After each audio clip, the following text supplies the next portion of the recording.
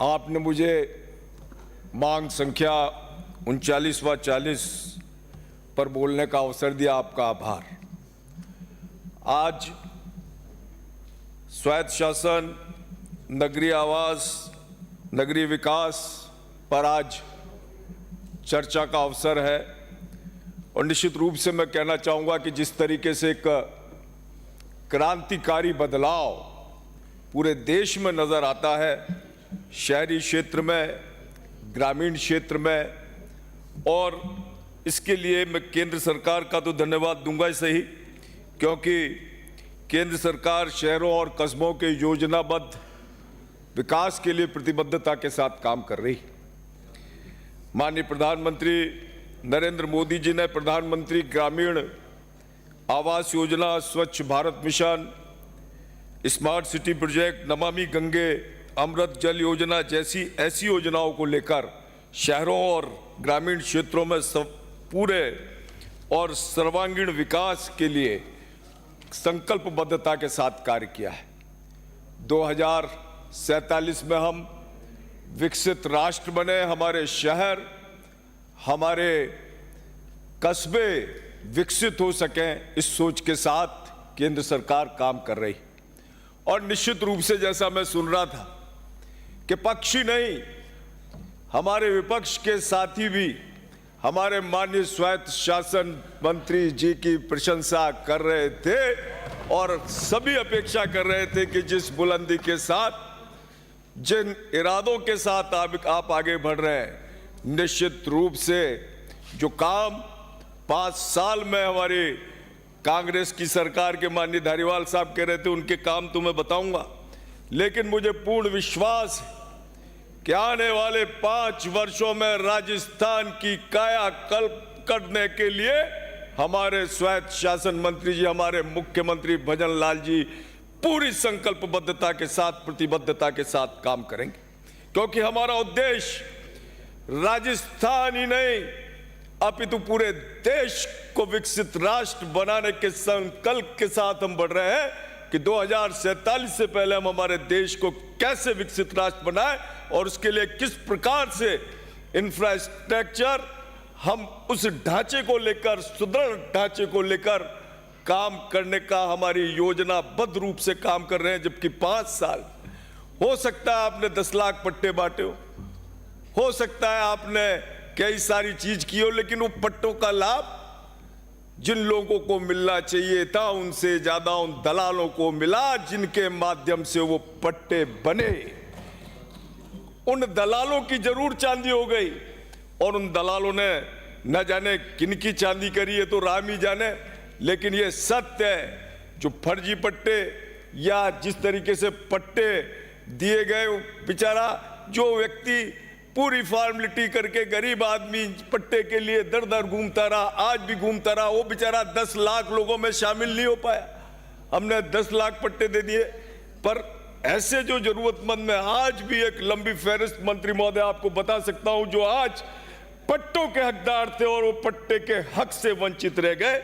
निश्चित रूप से ये जांच का विषय है और आप निश्चित रूप से पूरी गंभीरता के साथ इस विषय में जो है ध्यान दे रहे हैं। आपका मैं आभार व्यक्त करूंगा। मैं कोटा शहर के विषय में आपको बताऊं, माननीय हमारे पूर्व मंत्री महोदय जी यहाँ नहीं है, स्वायत्त शासन मंत्री जी, कोटा शहर के ये हालात रहे कि 2022 में 444 सड़क दुर्घटनाएं हुई।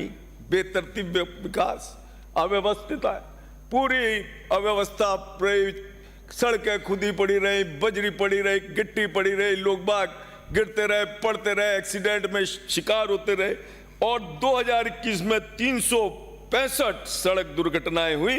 75 लोग 2021 में अकारण काल के ग्रास में चले गए, 111 2022 में चले गए। 188 लोगों से भी अधिक की जान आपके विकास की बलि चढ़ा है और न जाने कितनी महिलाएं विधवा हुई, कितने वृद्ध बेसहारा हुए, कितने बच्चे अनाथ हो गए। सिर्फ बेतरतीब, जल्दी, कोई व्यवस्था नहीं, कोई मैनेजमेंट नहीं।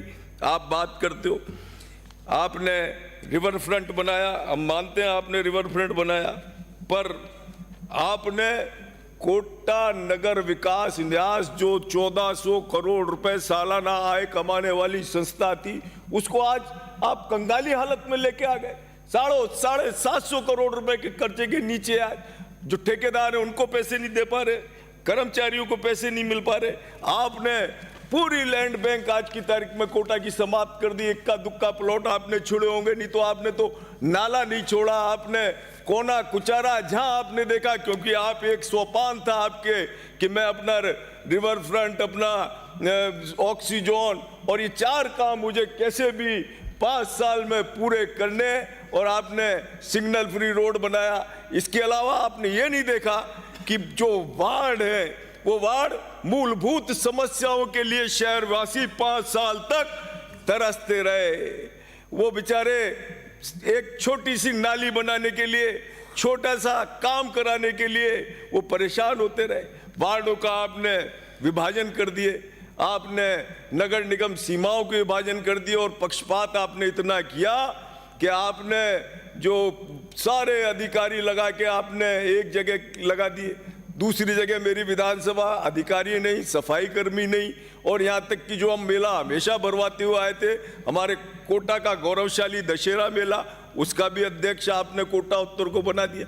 आपकी इन्हीं सारी चीजों से खफा होकर कोटा दक्षिण का जो कांग्रेस का आप बता रहे थे खुद ही, वो महापौर भारतीय जनता पार्टी, सिर्फ आपकी नीतियों से खिलाफ, आपकी नीतियों से नाराज होकर वो भारतीय जनता पार्टी में आ गए। और आज जिस तरीके से आपने पार्षद बढ़ा दिए, सीमांकन कर दिए, और हो सकता है आपने दोनों बोर्ड बना लिए हों, लेकिन आपने कोटा की जनता को इतना निराश किया है, उनके साथ इतना बड़ा अन्याय किया है कि वो पूरे 5 साल तक नाली, पटान, सड़क, पार्कों के रखरखाव के लिए तरसते रहे। और जिस तरीके से मैं कहना चाहूँगा माननीय सभापति महोदय कि जो बेचारे माननीय मंत्री महोदय यहाँ बैठे, जो बेचारे पार्षद हैं, पार्षद चुनाव जीत कर आते हैं, उनको वो अपनी पहचान के लिए भी तरसते रहे कि मेरा नाम ये है, मैं उस वार्ड का पार्षद हूँ। 65 पार्षदों से आपने 150 पार्षद कर दिए, कोई काम किसी भी पार्षद के हो नहीं पाए, ना उनका कोई मानदेय बढ़ाया, ना उनको कोई 1 करोड़ रुपया पूरे 5 साल में एक पार्षद को दिए, और उसमें भी जो हारा हुआ कांग्रेस का पार्षद है 50 लाख रुपए के काम वो कराएगा। ऐसी आपने सीमाएं रखी हैं, ऐसी आपने नियम बनाए। और मैं माननीय स्वायत्त शासन मंत्री जी, आप से यही निवेदन करूंगा कि इस पार्षद को सेवा करने के लिए उसके मानदेय, उसके बजट और उसके अधिकार उसको प्रदत्त किए जाएं। आज हमारे नगर निगम में जब महापौर हमारे यहाँ आ चुके हैं, तो निश्चित रूप से अब जो समितियां बनी हुई हैं उन्हें आप तुरंत भंग करें, और क्योंकि अब उनका कोई औचित्य नहीं रह गया। जब कांग्रेस के महापौर ही भारतीय जनता पार्टी में आ गए। एक और जो मैं बात कहना चाहूँगा, सीवरेज में इतना खुला भ्रष्टाचार है माननीय मंत्री महोदय के संवेदक अधिकारी मिलकर पूरे शहर का सत्यानाश कर देते हैं, बिना किसी वाटर लेवल के, बिना किसी योजना के, बिना किसी नॉर्म्स के, कुछ नहीं, ना कोई टेक्निकल उनके पास कोई गाइडलाइन, सीधे आए, रोड खोद के और सीवरेज की लाइन डाली, और वो उसके जो चैम्बर होते हैं वो ऊपर डाल दिए, नीचे डाल दिए, 5 साल तक खुदे पड़े रहते हैं। फिर उसके बाद वहाँ पर जो है पानी भरता रहता है। कोटा में इसीलिए डेंगू के रोगी होते हैं। हालात ये कर देते हैं कि लोग बाग दुर्घटनाओं में ग्रस्त होकर अपने हाथ पैर तोड़ाते हैं। खुला भ्रष्टाचार का खेल ये जो सीवरेज का काम है, इसमें मैं समझता हूँ कि आपके रहते हुए इसको बहुत निगरानी करने की आवश्यकता है, और बहुत गंभीर प्लानिंग की इस पर आवश्यकता है। रिवर फ्रंट आपने बनाया, बहुत तालियां बजवाते हो। रिवर फ्रंट तो आपने बनवा दिया, 1550 करोड़ रुपए, 1500 करोड़ रुपए सिर्फ एक भूभाग में, डाउन स्ट्रीम में आपने खर्च कर दी। अरे 1550 करोड़ रुपए में तो आप विजन से काम करते, बिना पक्षपात के काम करते, एक विधानसभा से हटकर काम करते, और आप अहमदाबाद की साबरमती नदी के रिवर फ्रंट को देखकर आते, तो निश्चित रूप से कोटा में लाखों पर्यटक आते। पूरी चंबल नदी को आप रिवर फ्रंट का स्वरूप दे सकते थे। हालात ये है कि अप स्ट्रीम पर इतने अच्छे अच्छे दर्शनीय स्थल हैं, मनोहारी स्थल हैं। कोटा की चंबल नदी इतनी अच्छी, कोटा की चंबल नदी है हमारी, कि जिसमें गरड़िया महादेव, गैपरनाथ जी, भितरिया कुंड, चंबल गार्डन, गोविंद देव जी, गोदावरी धाम, मौजी बाबा की गुफा, ऐसे। और नीचे चले जाओ डाउन स्ट्रीम में आगे तो केशवराय पाटन जी का बहुत धार्मिक तीर्थ स्थल, जैन संप्रदाय का बहुत बड़ा धार्मिक तीर्थ स्थल। रोपवे की जरूरत थी, कोई क्रूजर वगैरह चलाते तो निश्चित रूप से कोटा का भला होता, वहाँ पर पर्यटन, हमारी नदी बनती और पर्यटन का शहर बनता। पर आपने बिल्कुल इस ओर ध्यान नहीं दिया। आप कह रहे थे कि जो है कोटा शहर में एयरपोर्ट जो बना है, वो एयरपोर्ट में भी आपने कहा कि जो है इस जगह पर पुराना एयरपोर्ट नहीं बेच रही है UITKDA। अरे भाई, वहाँ पर हम मिनी सचिवालय बनाते तो आपने क्यों नहीं बनाया? आपने 128 एकड़ जमीन IL की बेच दी और उस 128 एकड़ जमीन में आपने भूखंड काट कर बेच दिए। उस समय आप मिनी सचिवालय बना नहीं पाए और उसके बाद आपने हमेशा एयरपोर्ट को लेकर आपने रुकावट ही रुकावट करी। अभी तक तो हवाई जहाज ही उड़ने लगता अगर आप चाहते तो, परंतु आपने फ्री होल्ड जमीन दी नहीं। आपने कोटा को सिर्फ जो है ये रिवर फ्रंट दे दिया और उसके अलावा जिस तरीके से, हालांकि मैं धारीवाल जी का सम्मान भी करता हूँ, उम्र में भी बड़े हैं, अनुभव में भी बड़े हैं, अभी बोलने का भी अवसर खूब सारा दिया उनको, तो मैं हर प्रकार से उनके सम्मान करता हूँ, उनके अंदर गुण भी हैं।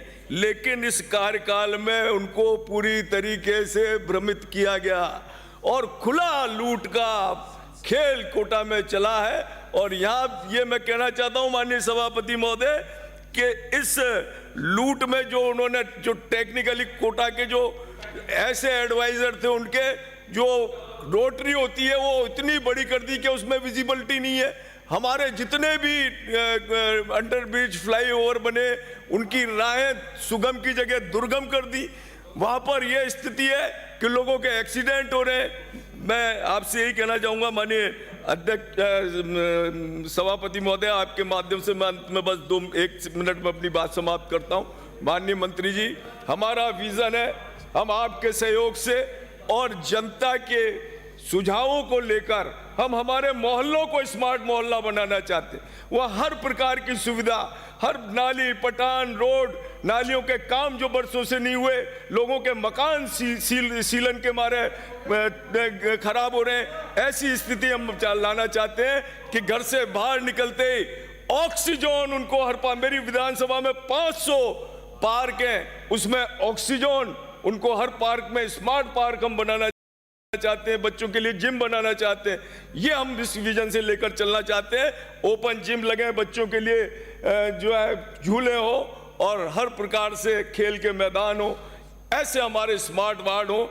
इस परिकल्पना के साथ हम आपके साथ आपका सहयोग चाहते हुए चलना चाहते हैं माननीय मनोज कुमार मंत्री जी। और एक लास्ट में एक बात और कह रहा हूं माननीय मंत्री महोदय, बहुत काम की बात कह रहा हूं। जिस तरीके से बार बार रोड टूटती है, नगर निगम और UIT इस रोड को बनाते हैं, CC रोड बनाते हैं, आपके डामर रोड बनाते हैं, पर होता क्या है कि कभी PHD आती है वो तोड़ देती है, कभी RUIDP आती है वो तोड़ देती है, कभी गैस अथॉरिटी ऑफ इंडिया अपनी गैस लाइन पाइपलाइन डालने के लिए तोड़ देती है, धन्यवाद सभापति महोदय, लाइन तोड़ देती है।